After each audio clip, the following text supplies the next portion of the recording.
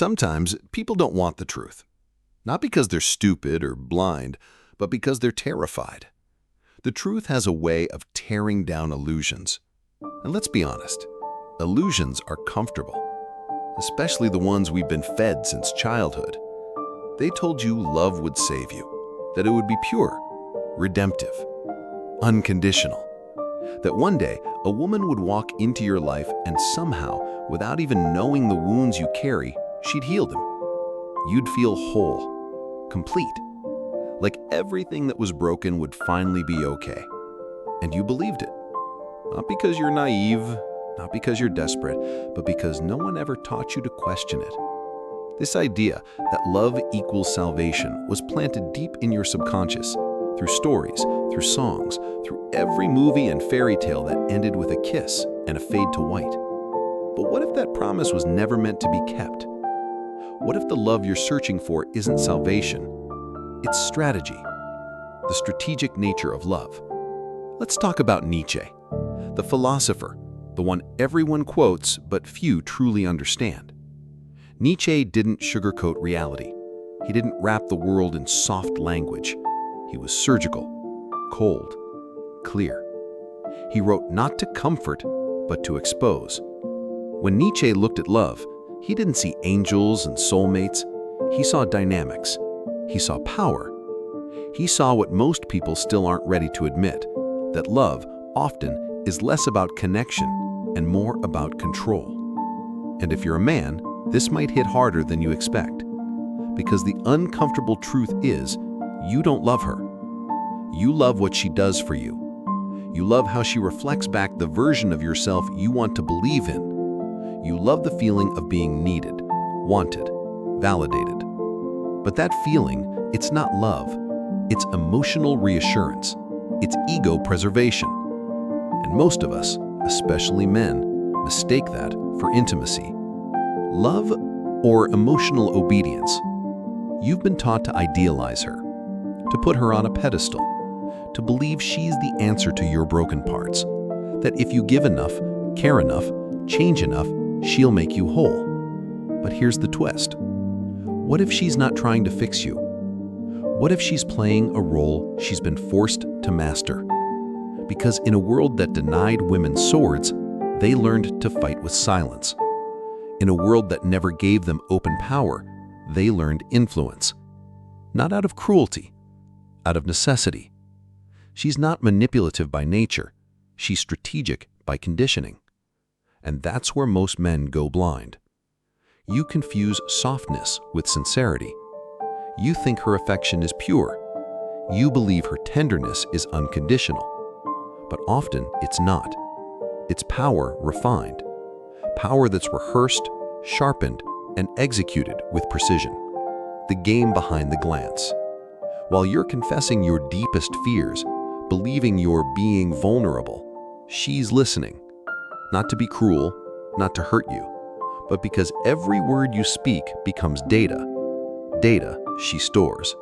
Because she's learned that the one who understands the emotional blueprint of another person holds the power. And for her, power doesn't come from dominance.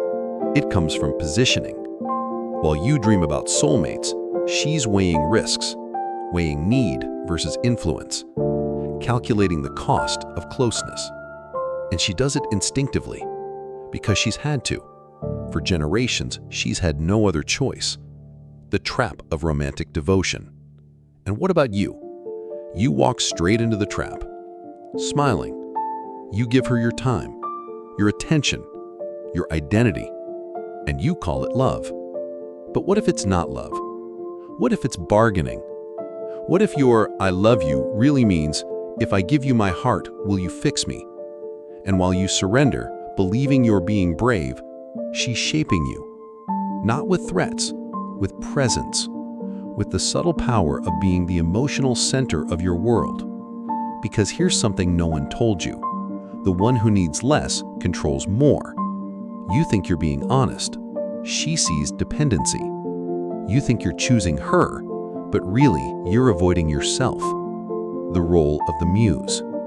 You fell in love with the idea of her, the muse, the healer, the perfect woman who would finally make sense of your chaos. But she wasn't that. She never was. That role, you wrote it. She just agreed to perform it because it worked. And when she stopped playing it, you called her cold, distant, heartless. But maybe, just maybe, she wasn't betraying you. Maybe she was freeing herself from the part you forced her to play. Emotional currency, what we call vulnerability. We've been sold this idea that vulnerability is the path to deeper connection. Share more, feel more, open up more. And you do. You pour your heart out. You talk about your childhood wounds, your shame, your doubts. You let her see the cracks you've tried to hide for years. You think this is love, this is intimacy. But what if vulnerability, real, raw, emotional exposure, isn't always received the way you imagine? She listens, attentively, compassionately, but not passively. Because vulnerability is currency, and she's fluent in its value. Not because she's malicious, but because she was raised in a world where power was never handed to her. She had to earn it in silence, in nuance, in understanding what moved people, not by force, but by feeling. So while you think you're building trust, she may be building a map of your emotional terrain, pressure points, patterns, leverage, connection versus choreography.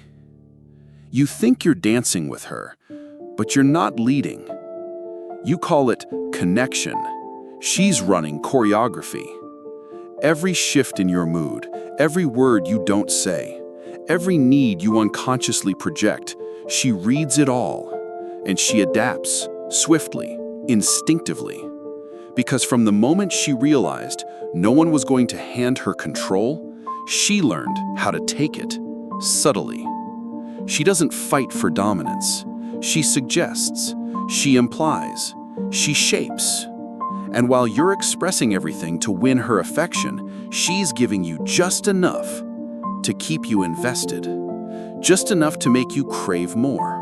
The illusion of control. This is where most men get it wrong. You think you're leading the relationship because you're expressive, decisive, open. But those qualities don't guarantee leadership. In fact, sometimes they're signs of submission, emotional submission. Because while you speak, she's observing, calculating. Not because she wants to control you, but because she's been taught to survive this way. You don't notice her strategy because it doesn't look like power. It looks like sweetness. It looks like grace. But that's the brilliance of it. She doesn't need to raise her voice. She just needs to stay silent long enough for you to start rearranging yourself around her. Relational power, the hidden terrain. We live in a world where men were given the outer world, business, politics, war. And women, well, they were left with the inner world, emotion, empathy, intimacy. So they became experts in it, masters of influence, of persuasion, of emotional dynamics. And now, in modern love, those inner skills are showing up everywhere, not as manipulation, but as quiet power.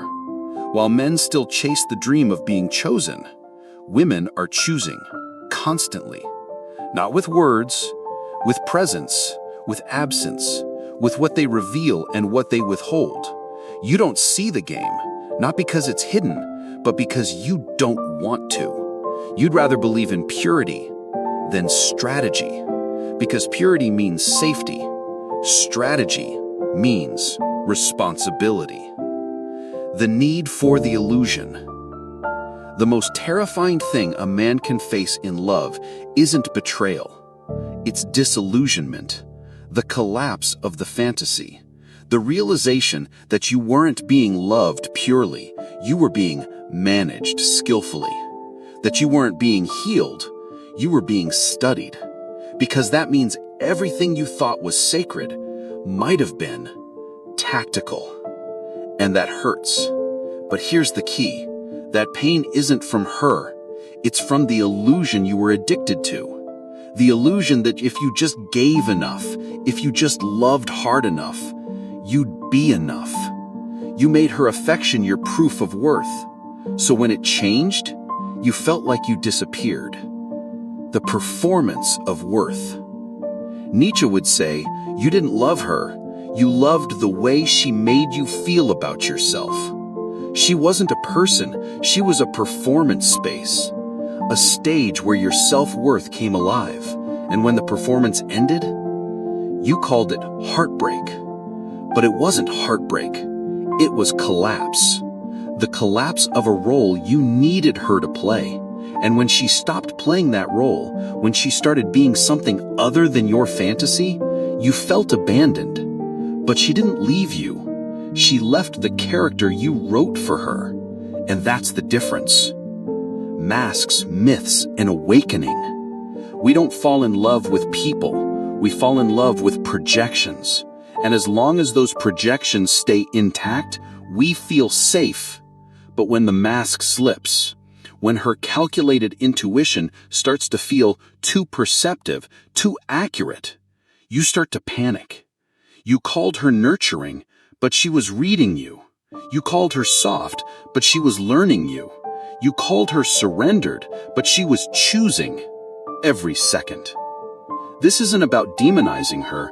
This is about understanding reality, about finally admitting that the roles we play in love aren't equal. She's not your savior. She's not your mother. She's not your muse. She's a human being navigating the only power she was ever allowed to develop, relational power. And you've been giving away your agency, pretending it's romance, power, disguised as devotion. This is where it gets dangerous.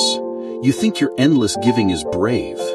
You think compromising your values, your routines, your identity in the name of love is noble. But it's not bravery.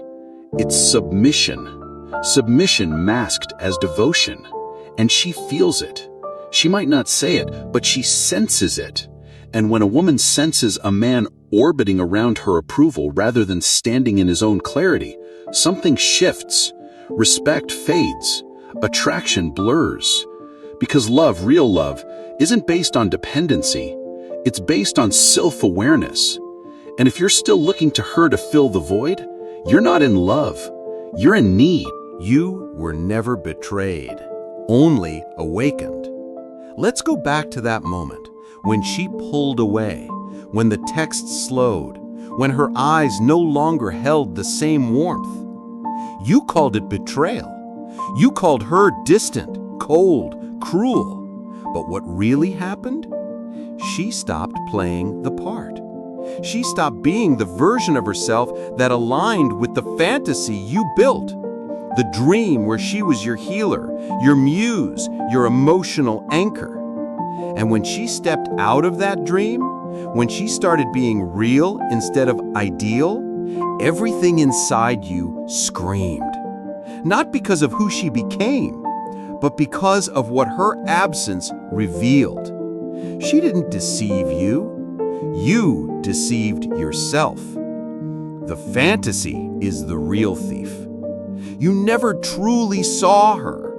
You saw your idea of her, this pure, unconditional being who could somehow undo all the damage life had done to you. And when she stopped living inside that idea, it felt like death. But not her death, the death of your illusion. The truth? She didn't destroy the relationship. The myth did. Because love, real love, isn't about salvation.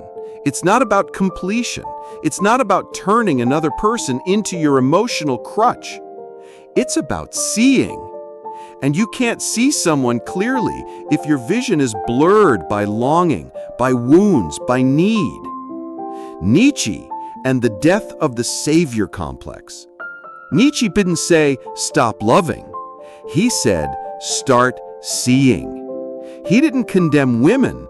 He held up a mirror to men, to the part of us that wants to be mothered, not met, to to the part that seeks comfort more than clarity, to the little boy in us that still believes someone else will make the pain go away. But love isn't a fairy tale. It's not a rescue mission. It's a mirror. And if you're not willing to look into that mirror and confront who you really are, flaws, fears, patterns, projections, then you're not loving. You're outsourcing responsibility. Women aren't the enemy. They're the mirror. She didn't take your power. You gave it away. You handed her the script, and she played it well. Not because she's manipulative, but because it worked for both of you. She got affection, you got meaning. She got admiration, you got identity. But when the roles stopped serving her, she walked away. And in that moment, you felt robbed. But how can you be robbed of something you willingly gave? The truth is, she was never meant to save you. She was meant to show you what you've been avoiding in yourself. And now that she's gone, the only thing left to face is you. The real battle, dependency versus wholeness. Let's get honest. So much of what we call love is just emotional bargaining. You say, "Here's my heart," but what you mean is, "Please fill my emptiness." You say, "I'll give you everything," but what you're really offering is a trade. If I become who you want, will you finally make me feel worthy? But love doesn't work like that. Not real love. Because real love can't be given until you stop needing it to fix you. And the terrifying part? That means the healing you've been waiting for isn't in her arms. It's in your own courage to confront yourself. The cost of staying asleep. Most people will never wake up. They'll go from one relationship to the next, repeating the same pattern, falling in love with the dream, being devastated by the reality, and then starting over, hoping this time will be different, without ever examining the story that keeps setting the trap. And the story is this: if she loves me, I am enough. But that story is a lie. You are not enough because she loves you. You are enough because you decide to be, without needing anyone's affection to validate it. And until you reach that point, every woman you meet will be forced to carry the weight of your unhealed self, not as a partner, but as a prop in your performance. Love as leverage or love as liberation? This is the choice. You can keep playing the game. You can keep trading vulnerability for approval. You can keep mistaking devotion for dominance and connection for control. Or you can wake up. You can strip away the myths. You can stop asking women to be your savior and start meeting them as equals. No masks, no roles, no bargaining. Just two whole people choosing each other, not needing each other. And that kind of love, it's rare. Not because it's impossible, but because it requires both people to be radically honest with themselves first. From story to selfhood. The real fear isn't heartbreak, it's identity collapse. Because when she leaves, it's not just her absence you feel. It's the loss of the story you wrapped your self-worth around. And when that story breaks, you finally see it. You weren't protecting love. You were protecting the illusion. And the illusion was comfortable, familiar, addictive. But illusions always crack. And when they do, you either numb yourself and go back to sleep, or you face the wreckage. And from the wreckage, you rebuild. Not a fantasy, a foundation. The revolution is internal. If you've made it this far, if you've sat through the discomfort, the doubt, the slow unraveling of a myth you didn't even know you were living, you're already different. You're not just aware, you're becoming conscious. And that's the beginning of everything. You're no longer asking, how do I get her to love me? You're asking, who am I when I stop needing to be loved to feel real?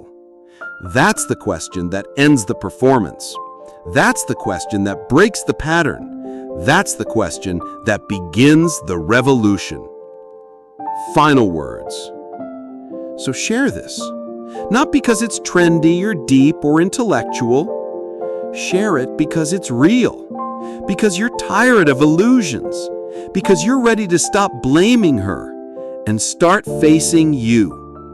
This is not the end of love. This is the start of something far more powerful. Love not as salvation. Love as truth. Love as choice. Love as revolution. And you're not broken. You're waking up. Welcome to the beginning.